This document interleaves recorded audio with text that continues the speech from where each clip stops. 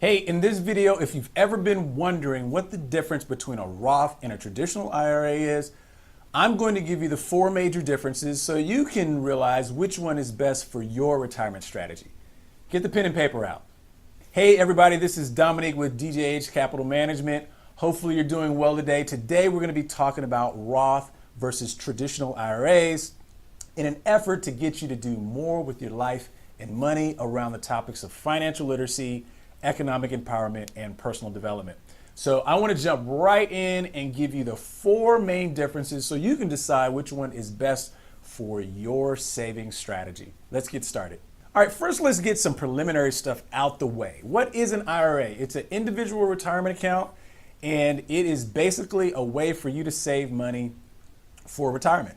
It is a savings mechanism that is usually going to be tax-free or tax-deferred. So there's a tax efficiency going on with this particular account. Now, which one should you have? Should you have the traditional, the Roth, or both? All depends on what type of saving strategy you're trying to employ. Let's give you those four major differences. All right, the first major difference is tax-free withdrawals. And I cover some of this in a different video that I'm going to link up in the card so you can take a look at that one. But for the most part, a traditional IRA is going to be tax-deferred, and a Roth IRA is going to be tax-free, meaning that when you take out the money and you're ready to use it, there are no taxes associated with the Roth withdrawal, whereas there will be taxes associated with the IRA or traditional IRA withdrawals. Income eligibility. The difference between a Roth and a traditional is that anybody can contribute to a traditional IRA. You have a $5,500 limit for this year or $1,000 extra if you're over the age of 50. It's called the catch-up contribution.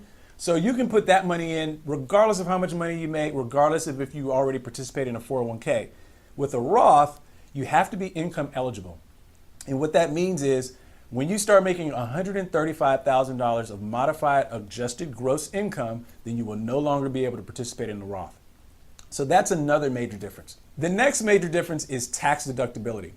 In the case of a traditional IRA, you most likely will get a tax deduction depending on your income and depending on if you participate in another employer-sponsored plan like a 401k. But usually you can get some type of tax deduction for contributing to your traditional IRA. With a Roth, however, though, since you've already paid taxes on the money that you're contributing to the Roth, there is no tax deduction. So you just put money in and it grows tax-free and you can withdraw it tax-free, but you get no tax deduction. Required minimum distributions, RMDs.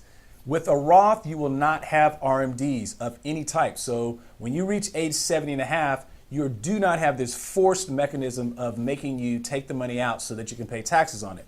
Whereas with the traditional IRA, you will have to, even if you're working and have earned income, will have to start taking what are called required minimum distributions at age 70 and a half out of the traditional IRA, which means you'll have to start paying taxes on that money when it's distributed.